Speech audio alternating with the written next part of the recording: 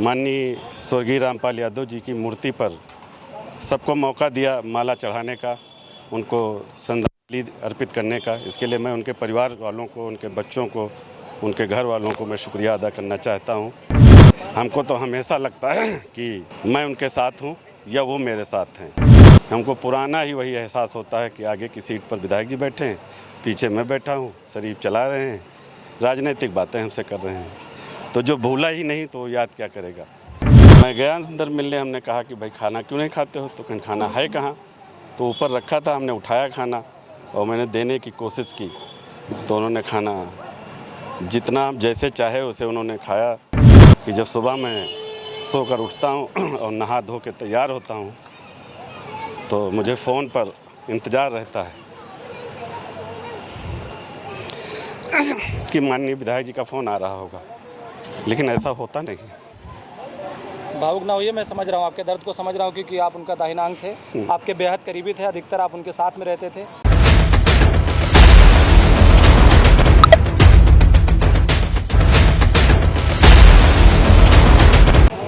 नमस्कार, मैं हूं नफीस अहमद और आप देख रहे हैं न्यूज़ 9 लाइव टीवी। मैं इस वक्त मौजूद हूं सीतापुर के चंदी भानपुर गांव में और यहां पर आज सपा योद्धा पूर्व विधायक स्वर्गीय रामपाल यादव जी की प्रथम पुण्यतिथि पर उनकी प्रतिमा का अनावरण किया गया और श्रद्धांजलि सभा का आयोजन किया गया। इसमें सीतापुर जिले के तमाम नेता मौजूद रहे और प्रतिमा का अनावरण इलाहाबाद उच्च न्यायालय के पूर्व न्यायाधीश न्यायमूर्ति वीरेंद्र सिंह यादव जी ने किया। हमारे साथ बातचीत करने के लिए सपा योद्धा पूर्व विधायक रामपाल यादव जी के बेहद करीबी दाहिना अंग कहे जाने वाले तौकीर अहमद उर्फ अल्लन खां जी बातचीत करने के लिए मौजूद हैं। उनसे हम बातचीत करते हैं और ये जानने की कोशिश करते हैं कि आज रामपाल यादव जी हम सब के बीच नहीं हैं, उनकी प्रतिमा का अनावरण किया गया है और श्रद्धांजलि सभा का आयोजन किया गया है। क्या कुछ आज याद आ रहा है, क्योंकि रामपाल यादव जी आपके बेहद करीबी बताए जाते हैं और दाहिना अंग कहे जाते हैं आप रामपाल यादव जी के। आज वो नहीं हम सबके बीच में और उनके प्रथम पुण्यतिथि पर श्रद्धांजलि सभा का आयोजन किया गया। क्या कुछ कहना चाहेंगे?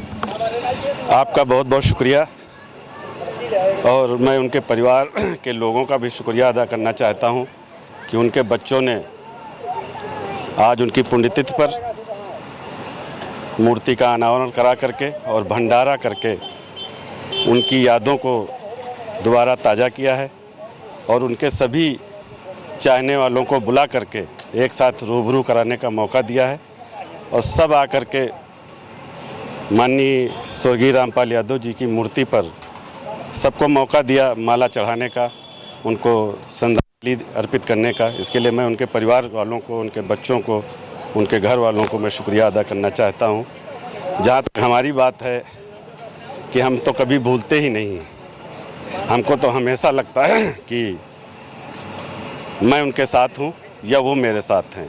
मैं जब भी गाड़ी पे बैठता हूं पीछे मुड़ मुड़ के देखता रहता हूं कि हमको लगता है कि माननीय विधायक जी आगे की सीट पर बैठे हैं, शरीफ चला रहे हैं, मैं पीछे बैठा हूं। कभी कभी ऐसा भी होता है कि मैं भूल जाता हूं 1-2 मिनट के लिए। हमको पुराना ही वही एहसास होता है कि आगे की सीट पर विधायक जी बैठे हैं, पीछे मैं बैठा हूं, शरीफ चला रहे हैं, राजनीतिक बातें हमसे कर रहे हैं। तो जो भूला ही नहीं तो याद क्या करेगा। अच्छा, कोई ऐसी घटना हो जो आज सबसे ज़्यादा आपको भावुक कर रही हो, सबसे ज़्यादा आपको याद आ रही हो? मैंने पिछली बार भी कहा था और आज भी उस बात को दोहरा रहा हूँ कि जब सुबह मैं सोकर उठता हूँ और नहा धो के तैयार होता हूँ तो मुझे फ़ोन पर इंतज़ार रहता है कि माननीय विधायक जी का फ़ोन आ रहा होगा, लेकिन ऐसा होता नहीं। भावुक ना होइए, मैं समझ रहा हूँ, आपके दर्द को समझ रहा हूँ, क्योंकि आप उनका दाहिना अंग थे, आपके बेहद करीबी थे, अधिकतर आप उनके साथ में रहते थे। कहीं भी छोटा बड़ा सफ़र होता था आप उनके साथ में रहते थे, ये देखा जाता था और फोटो के ज़रिए से भी लोगों को पता चलता था। भावुक ना होइए। तो हमें जब सुबह नहा धो के तैयार होता हूँ तो हमें आज भी इंतज़ार रहता है कि उनका फ़ोन आ रहा होगा और जब फ़ोन आएगा तो बताएंगे कि अल्लन क्या प्रोग्राम है, कहाँ आना है, कहाँ चलना है।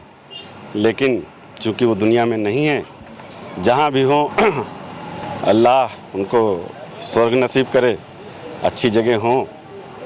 और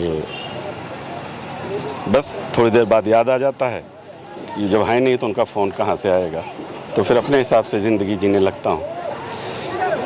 ये उनकी एक आदत थी कि जब लखनऊ से चलते थे तो जानते थे कि मैं गोविंदापुर में हूँ, तब भी वो विकास नगर जहाँ हमारा घर था वहाँ पहुँच करके हमको फ़ोन करते थे, कहाँ हो। तो एक बार की घटना है, उन्होंने हमसे कहा कि कहाँ हो, तो हमने कहा गोविंदापुर। तो कहा सीतापुर नहीं आए, तो हमने कहा सीतापुर कोई काम नहीं था। तो कहा यार काम तो मेरा भी कोई नहीं, लेकिन मैं मड़ियाँव आ गया हूँ, आ जाओ। तो हम पहुँच गए सीतापुर स्पर्श, वो भी आ गए। दिन भर वहीं बैठे, खाया पिया, जो उनकी आदत थी लोगों को बुला के खिलाने पिलाने की। वो जब तक जेब में पैसा रहता था लोगों को बुला के, और उनको ये भी पता होता था किसको क्या पसंद है, भूरे भाई को क्या पसंद है, बावर को क्या पसंद है, इनको क्या पसंद है। अगर कोई मना करता था तो वो खाने पीने उनकी पसंद की चीज़ें वो मंगा करके देते थे और खिलवाते थे सबको। ये उनका एक शौक़ था। शाम हो गई, अपने अपने घर चले गए। बस यही दिनचर्या होती थी। बस क्या बताएं आपको, भूल ही नहीं पाता हूँ। आपके बेहद करीबी रहे, काफ़ी दिन हॉस्पिटल में एडमिट रहे, उनका इलाज चला, उसके बाद उनका निधन हुआ। आखिरी मुलाकात उनकी कब हुई? 16 अगस्त को हमें याद आ रहा, मैं मिलने का मौका मिला, मिलने नहीं देते थे। मैं गया तो हम वहाँ की नर्स ने हमसे शिकायत की कि विधायक जी खाना नहीं खाते हैं। तो मैं गया अंदर मिलने, हमने कहा कि भाई खाना क्यों नहीं खाते हो? तो कहीं खाना है कहाँ? तो ऊपर रखा था, हमने उठाया खाना और मैंने देने की कोशिश की। तो उन्होंने खाना जितना जैसे चाहे उसे उन्होंने खाया। दाल चावल भी खाई, सलाद भी खाया, रोटी भी खाई। और उसके बाद मैं चला आया। हमसे कहा कौन कौन है बाहर? तो हमने बताया कि फलां फलां लोग हैं। उनको फ़िक्र रहती थी कि कौन कौन लोग हैं। तो हमने बताया कि भाई सब नीचे बैठे हैं आपके चाहने वाले। तो सबका नाम ले करके पूछा। तो जो नहीं थे उनका भी हमने नाम बताया। हमने कहा वो भी हैं, वो भी हैं, वो भी। तो बड़ा खुश हो गए और हमारे हाथ से खाना भी खाया। नर्स थी एक पार्टी की है और वहाँ सिस्टर भी हैं जी, ममता शर्मा, वो भी थी खड़ी, उनके सामने खाना खाया। उसके बाद नई मुलाकात हुई। अच्छा, जब आपकी मुलाकात हुई थी, जब आपने खाना खिलाया आखिरी टाइम उनको, ये कहा जाए कि आपने उनको आखिरी टाइम खाना खिलाया कि जब आखिरी मुलाकात हुई, तो क्या आपने ऐसा सोचा था कि वो हम सब के बीच से जाने वाले हैं, आखिरी मुलाकात हो रही है? वो हम आज नहीं सोच पाए हैं अभी तक कि हुआ कैसे। तब तो वो जिंदा थे, तब तो कोई सोच ही नहीं सकता था। हम क्या सोचते? उनके जितने चाहने वाले थे सब चाहते थे कि जिंदा रहें, और कोई मान ही नहीं सकता था कि ये आदमी हमको छोड़ के जा रहा है, ये शख्स। तो कैसे हम मान लेते कि हमको तो हष्ट पुष्ट, और इतना बहादुर आदमी, इतना मतलब कलेजे का आदमी कैसे इतनी जल्दी दुनिया छोड़ सकता है? अच्छा अल्लन जी, अगला प्रश्न मेरा ये है, आप देखते हैं कि पिछले कई सालों से हिंदू मुस्लिम लगा हुआ है।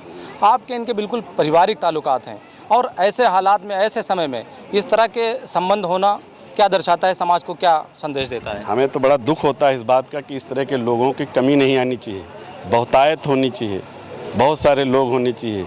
उनको कोई जान ही नहीं पाता था कि ये हिंदू हैं कि मुसलमान हैं। वो बात करते थे, कोई बात कहते थे तो कहते हैं इंशाअल्लाह ऐसा हो जाएगा, माशाअल्लाह ऐसा हो जाएगा। वो ऐसे शब्दों का इस्तेमाल करते थे कि सामने वाला समझ नहीं पाता था कि ये हिंदू भाई हैं कि मुसलमान भाई हैं। किसी की मिट्टी में जाते थे, नमाज जनाजे की होने लगती थी, हाथ बांध के खड़े हो जाते थे। कई बार हमसे उन्होंने पूछा क्या पढ़ रहे हो? हमने कहा आमीन कह लेना, सब हो जाएगा। तो आखिर में आमीन कहते थे ज़ोर से हमारे कान में। हमसे पूछते थे क्या पढ़ रहे हो मिट्टी में, जब किसी की जनाजे की मिट्टी में जाते थे तो हम कहते थे आखिर में आमीन कह लेना, सब हो जाएगा। तो कान में कहते थे आमीन। इस तरह का आदमी कहाँ मिलेगा? और ये ऐसा नहीं था कि वो हमको भी ले जाते थे। हमको ले गए, यमुनोत्री ले गए, गंगोत्री ले गए, केदारनाथ ले गए और बद्रीनाथ हमको ले गए। हमारा हेलीकॉप्टर से टिकट कराए थे। हमने वहाँ देखा, हमने कहा पैदल चलेंगे।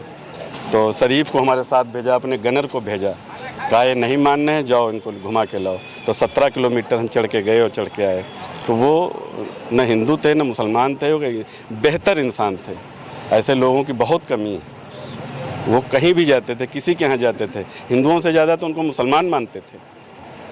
आज भी उनके नाम पर तमाम ऐसे लोग हमको मिल जाते हैं, बिरादरी से ज़्यादा दूसरे। हाँ, मतलब तमाम ऐसे लोग आज भी मिल जाते हैं, उनकी खैरियत पूछते हैं, हमसे पहले वो रोने लगते हैं। हमको उनको ढांढस बंधाना पड़ता है, चलो चलो कोई बात नहीं, सब ठीक हो जाएगा। तमाम ऐसे मुसलमान बिरादरी के, हिंदू भाई बिरादरी के मिल जाते हैं कि उनकी खैरियत पूछते पूछते वो रोने लगते हैं, तो हमको उनको ढांढस बंधाना पड़ता है। आज 1 साल उनको दुनिया से गए हो गया है, लेकिन आज भी तमाम ऐसे लोग ज़िले में हमको घूमते टहलते मिल जाते हैं, तो कहते हैं कि रोने लगते हैं बातचीत करते करते, हमारे साथ ये काम किया, हमारी ये मदद की, हमारी बेटी की शादी कराई, हमारी बेटे का बीमार था तो ऑपरेशन कराया, और फिर बताते बताते रोने लगते हैं, तो वो भावुक हो जाते हैं। तो हमको उनको पीठ ठोक के उनको संभालना पड़ता है। ऐसे कौन नेता के साथ होंगे? जो सैकड़ों लोग, आप हमारे साथ दौरा करिए, दिन भर में 2-4 लोग ऐसे ज़रूर मिल जाएंगे जो उनके हमको एहसान बताने लगेंगे कि भैया हमारे साथ ये किया, हमारे साथ ये किया, हमारे साथ ये किया, हमारी बेटी बीमार थी, हमारा बेटा बीमार था, हमारी पत्नी का ऑपरेशन था, तो आकर के हमारी इतनी मदद किए थे। बहुत ही अच्छे, बेहतरीन, शानदार नेता थे। मतलब जितनी तारीफ़ की जाए उनकी उतनी कम है। न भूलने वाला इंसान था वो। हमें लगता है हमारे जैसे बहुत सारे लोग होंगे, अल्लाह अकेले नहीं होंगे, पूरे ज़िले में बहुत सारे ऐसे लोग होंगे जो उनको आज भी भूल नहीं पाए होंगे। उनको याद होगा, उनकी यादें, उनके साथ बीते हुए दिन, उनके साथ बीते हुए तमाम साथ सफ़र, वो सब याद रहता है और सब उनकी बातें करते रहते हैं। आप हमको कहीं ले चलिए, सीतापुर में आप दिन भर घुमाइए, 2-4 लोग मिल जाएंगे जो उनकी बातें बता करके और रोने लगेंगे, फिर हमको उनको करना पड़ेगा। इसलिए मैं ऐसे शानदार नेता जो आज हमारे बीच में नहीं है, मैं ऊपर वाले से यही दुआ करूंगा कि जहां भी हों सुकून से हों। आज वो रामपाल यादव जी हम सबके बीच नहीं हैं, सिर्फ उनकी यादें हैं। उनकी प्रतिमा का अनावरण किया गया है, उनके प्रथम पुण्यतिथि पर श्रद्धांजलि सभा का आयोजन किया गया है। इस दौरान आप अपने समर्थकों के साथ या आप अपनी निजी बात क्या संकल्प लेना चाहेंगे उनके प्रथम पुण्यतिथि पर? हम तो सबसे पहले उनके परिवार वालों का शुक्रिया अदा करना चाहता हूं कि इतनी तादाद में लोगों को बुलाकर उनके अन्यायियों को इकट्ठा किया, भंडारे में प्रसाद दिलवाया और सबको एक रूबरू होने का मौका दिया। मैं तो यही यहाँ से सबक लेना चाहता हूँ। लोगों से भी हमें उम्मीद है कि सब लोग बन तो नहीं सकते हैं हम लोग रामपाल यादव, लेकिन उनके जैसा अगर बनने की कोशिश कर लें, हम एक अच्छा इंसान बनने की कोशिश कर लें, उनके जैसा इंसान बनने की कोशिश कर लें, तो बहुत बड़ी बात है। कम दिनों में उन्होंने उभर करके इतने लोगों को फ़ायदा पहुंचाने का काम किया। सबसे बड़ी ख़ास बात ये थी कि वो ज़िले में एक ऐसे नेता थे कि उनका कोई भी कार्यकर्ता कमज़ोर नहीं था, और उनका जब कोई कार्यकर्ता कमज़ोर होने लगता था तो उनको तकलीफ़ होने लगती थी कि इसकी मोटरसाइकिल क्यों मतलब गड़बड़ है, इसकी गाड़ी क्यों गड़बड़ है, इसके कपड़े क्यों ख़राब हैं, इसकी शादी में अच्छा पंडाल क्यों नहीं लगा है, इसकी बेटी की शादी में अच्छा दहेज क्यों नहीं। इन सब बातों की वो चिंता करते थे। ये मोटरसाइकिल दे रहा कि नहीं दे रहा है, इसको कोई दिक्कत तो नहीं है, पता लगवाते रहते थे। नहीं खुद पता लगा पाते थे तो हमसे कहते थे अल्लाह ने फला कार्यकर्ता की लड़की की शादी है, पता लगाना, कोई दिक्कत हो तो चले जाना, पहुंच जाना, करा देना इंतजाम। इस तरह का वो संदेश देते रहते थे। तो हम चाहते हैं कि वो लोग उनकी पुण्यतिथि पर आए हैं, उनको पढ़ें, उनके बारे में जानें, जो लोग उनको नहीं उनके साथ काम किए हैं, और उनके जैसा बनने का काम, उनके विचारों पे चलें और उनके जैसा बनने की कोशिश करें, यही हम चाहते हैं। तो ये हमारे साथ सपा योद्धा पूर्व विधायक स्वर्गीय रामपाल यादव के बेहद करीबी दाहिना अंग कहे जाने वाले तौकीर अहमद उर्फ अल्लन खां जी थे, जो ब्लॉक रौसा क्षेत्र से ज़िला पंचायत सदस्य हैं। हमसे बातचीत कर रहे थे और अपनी और रामपाल यादव जी की यादों को ताज़ा कर रहे थे। आपका हमसे बातचीत करने के लिए बहुत बहुत शुक्रिया। कैमरा पर्सन मोहम्मद तौफीक के साथ मैं Nafees Ahmad, team news 9 live TV, Sitapur.